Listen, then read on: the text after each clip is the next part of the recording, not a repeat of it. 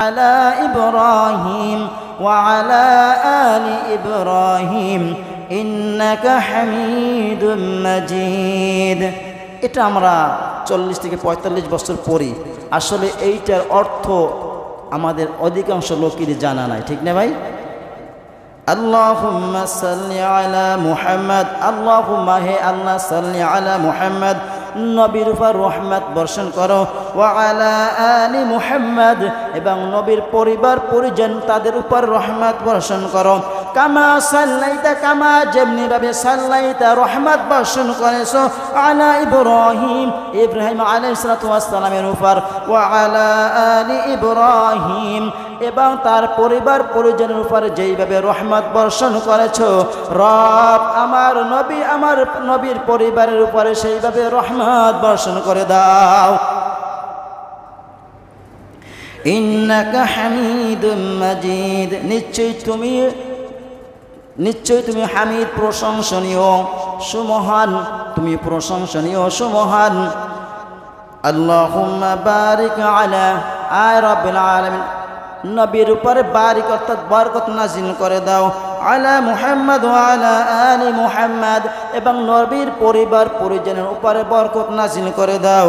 কামা বারাকতা আলা ইব্রাহিম, যেইভাবে ইব্রাহিম আলাইহিস সালাতু ওয়াস সালামের উপর তার উপরে বরকত নাজিল করেছিলা, ওয়া আলা আলি ইব্রাহিম, এবং নবী ইব্রাহিম আলাইহিস সালাতু ওয়াস সালামের পরিবার পরিজনের উপরে যেইভাবে বরকত নাজিল করেছিলা সেইভাবে আমাদের প্রিয় নবী আখির নবী হযরত মুহাম্মদ সাল্লাল্লাহু আলাইহি ওয়াসাল্লামের উপর এবং তার পরিবার পরিজনের উপরে বরকত নাজিল করে দাও।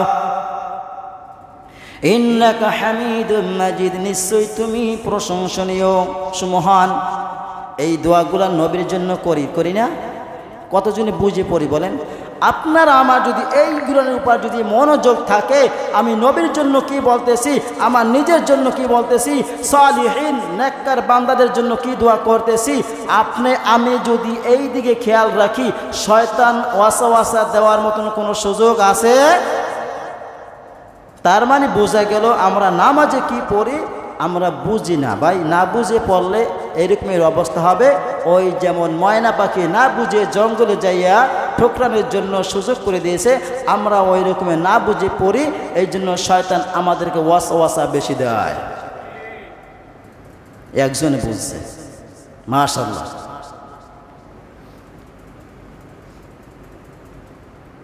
যখন দেখবেন কোনো জায়গায় অনুষ্ঠান হয়, বেশি দিন নাই, 2-1 মাস আগে এখানে হয়েছিল না, কি হয়েছিল, অনুষ্ঠান হয়েছিল না, অনেক প্রকার খেলাধুলা হয়েছিল না, দেখছেন? এইখানে কি হয়, এটা কি মেলা হয়, মেলা বসছিল না, ছোট বাচ্চারা কি আনন্দ করছে, ঠিক না? কারণ আনন্দের জিনিস পাইছে, আনন্দ করছে, মজার জিনিস পাইছে, মজা পাইছে, বিদে ওরা উঠছে, ঠিক না? যে চিনে সে কিনে, যে বুঝে সে খুঁজে, ঠিক না? তাহলে আমরা মজা জিনিসটা বুঝি না, এই জন্য আমরা মজা পাইতেছি না, বিদায়ী আমরা কোনো জায়গায় যদি বসে একবার মুখ বুঝে বসে থাকি যেন কিচ্ছু বুঝি না, তোতা পাখি। মাঝে মাঝে সুবহানাল্লাহ, মাঝে মাঝে আলহামদুলিল্লাহ, মাঝে মাঝে আল্লাহু আকবার বলতে হয়, ঠিক না? আপনার যদি ঘুম আসে আর একজন যদি ঘুম যদি না আসে, ওই ব্যক্তি যদি আওয়াজ দিয়ে বলে যে আলহামদুলিল্লাহ, তার ওই পাশের ব্যক্তি ঘুমাইতে পারে আর শয়তান ওখানে থাকতে পারে। মসজিদে ঢুকবেন, শয়তানও আপনার কাছে একবার মহাব্বত দেবে, বান্দা জীবন তো বহুত আলোচনা শুনছে, ওয়াজ শুনছো, আর সময় আছে শুনবি না, এখন একটু ঘুমা। নাক টানা ঘুম দেয় বসে বসে লোক আছে না ভাই? মসজিদে আসলে ঘুম আসে না, তার মানে কি শয়তানে বলে যে বেটা ঘুমা, আমার পরিচয়টা জানিস না, তোর আল্লাহর দোহাই আমার পরিচয় জানলে তুই আমার পক্ষে থাকবি না, বিপক্ষে যাবি, এই জন্য ও চাই তেও তুলা দিয়ে ঘুমা, তোর আর ওই কী বলে হুজুর আলোচনা এর থেকে তুই ভালো জানো। মাঝে মাঝে মনে হয় না? তার মানে কি শয়তানে বেটা ওয়াসওয়াসা দিয়ে দেয় যে শুনিস না, শুনলে তো আমার 12টা, তোর 12টা বাজে বাজুক, তুই আমার 12টা বাজাস না। এই জন্য নামাজে মনোযোগ হইতে হইলে শিখতে হবে, বুঝতে হবে। যদি না পারি, যে পারে তার কাছে যাব। যদি কেউ যদি শিক্ষা না দেয়, আপনারা আমার কাছে আসেন, ইনশাল্লাহ যতটুকু আমি পারি ততটুকু শেখাবো ইনশাল্লাহ, ইনশাল্লাহ। কারণ লজ্জা শরম যত সব এই দিনই কাজের ভিতরে লজ্জা শরম আছে, আর বাহিরে আর কোনো কাজে লজ্জা শরম নাই, ঠিক না ভাই? আপনি নিজের কাছে নিজে প্রশ্ন করে দেখেন না ভাই, যে আমি কি পারি নামাজের ভিতরে, এটা কি নামাজ পড়া হয়? আপনার মনে সায় দেবে বেটায় 2 নাম্বার করে আল্লাহর কাছে পার পাওয়া যাবে না, ঠিক না?